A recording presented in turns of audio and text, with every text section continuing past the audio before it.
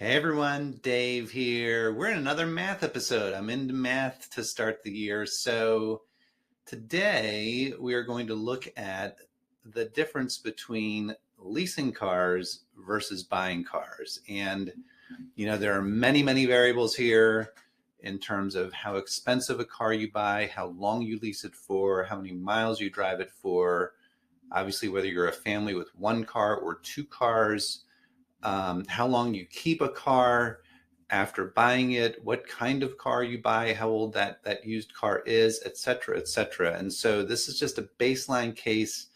And then you kind of have to do some thinking on your own of how this will move the math in either way. But I'll talk about that a little bit too at the end. So for our base case here, we are going to look at a Honda Accord, and we're either going to lease it new, it'll be a 3-year lease, or we're going to buy a 5-year-old Accord.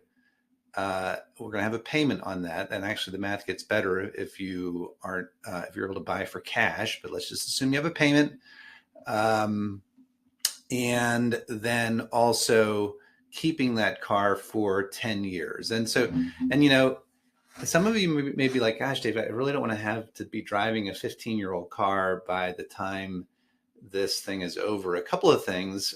One, because cars are such terrible investments, I drive old cars. We have a 13-year-old SUV, and we actually have a 19-year-old convertible. It's actually getting so old now, it's starting to be vintage and cool.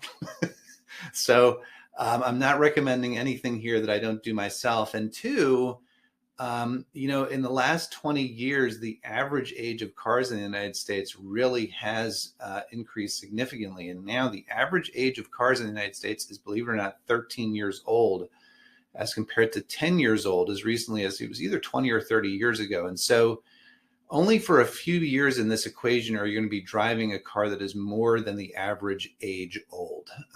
Otherwise, you'll be driving a newer car than is the case in most of the United States. So, or at least on average. So if we look at the leasing side here, so we're going to assume, again, new Honda Accord.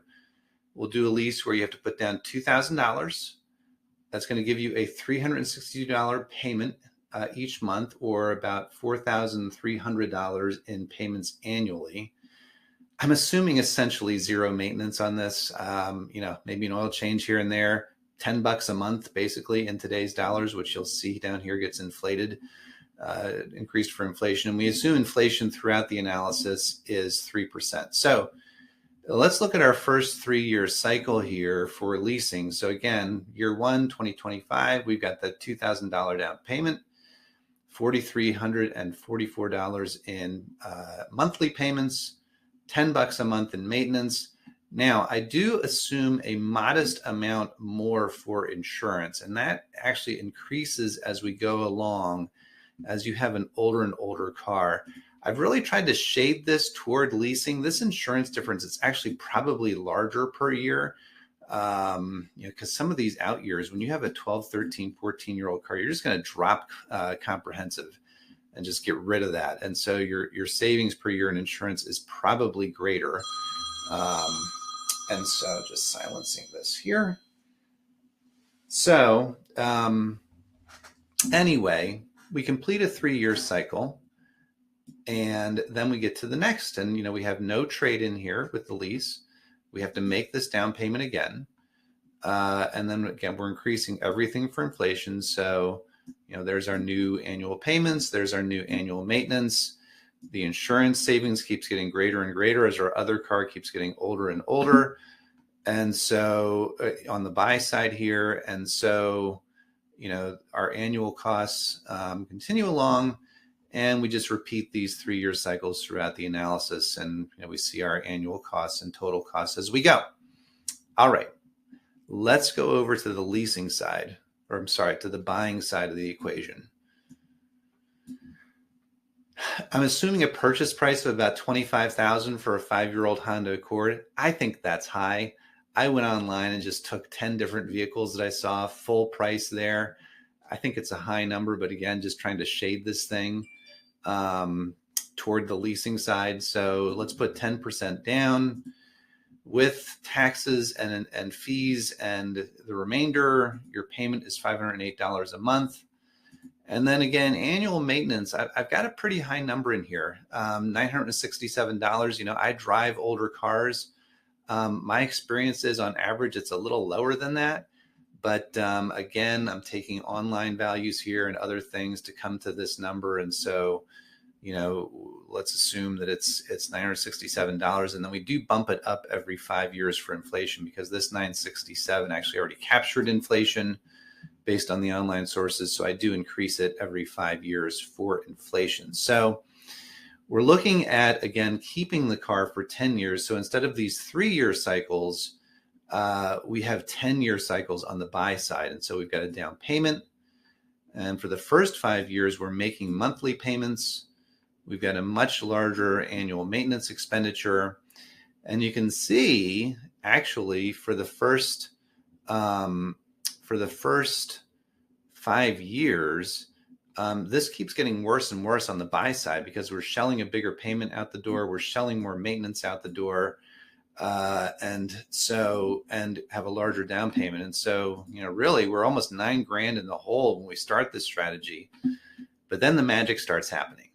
And the magic really is when we spend 5 years without a car payment, right? That's huge. Yes, our maintenance even got higher. We get a little trade in at the end here, $2,000. I think, again, that's low based on what I saw online. But so our total expenses for 10 years on the buy side was about $41,000. And our 10-year expenses on the lease side were about $64,500.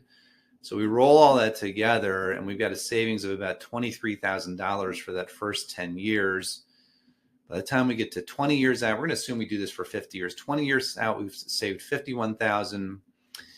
30 years out, we've saved $88,000. 40 years out, $144,000. And 50 years, we've saved about $212,000. Now, of course, I'm an investing guy. So what are we doing with this cash? Well, I assume every 10 years, we plow that cash into the market, and we're making money along the way. So if we start off after that first 10 years, we've got this extra $23,000. We put it into the market, assuming a pretty modest after-tax market return of 7%. So we're getting that return. Every 10 years, we get this another cash infusion. This would be happening each year, by the way, although, again, some years are negative relative to leasing, but on the whole, they turn positive. So just once every 10 years, I pour that into this bucket here.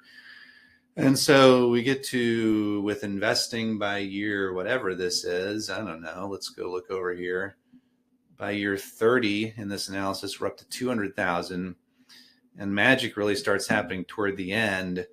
By the very end, we're getting to a total of $902,000 in savings, $903,000 in savings. Now, you know, that's a huge number, right? But this is 50 years later. So let's look at that relative to what that is in today's dollars. It's a much smaller number. It's about $206,000. If we take that annualized, it's about $4,000 a year, or on a monthly basis, at the end of the day, in like today's dollars, the decision to lease a Honda Accord versus buy a Honda Accord under these conditions, you're going to put an extra about $350 in your pocket. Now, a number of things, again, can affect your individual situation. If you've got a family and this is an SUV, figure more like $500 to $600 a month. If you're a married couple and you're doing this across two more expensive cars, figure $1,000 to $1,200 a month.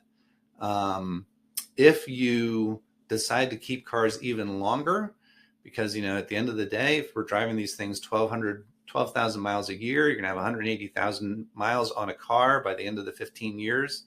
Some people run them longer. The math gets even better. So the bottom line for all of this is, you know, just saying something controversial here.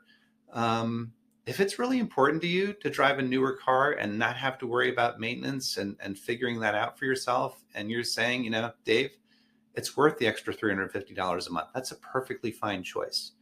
Um, if you do this, say in your 20s, 30s, and 40s, and establish a nice financial foundation for yourself, and then flip over to leasing, that's a perfectly fine choice. If you decide to keep cars less long, and so maybe you only keep them 6 or 7 years after buying, your trade-in is going to be higher. So the math it's not a total punishment there. And you just decide to save yourself some money, but never drive a 15-year-old car, that's fine. But the bottom line is just kind of definitively, no matter how you slice it, if you buy cars and keep them, you're going to save a lot of money, particularly as you magnify that out across multiple and or more expensive cars. So that's it. Like and follow if you'd like to see more from me. Take care.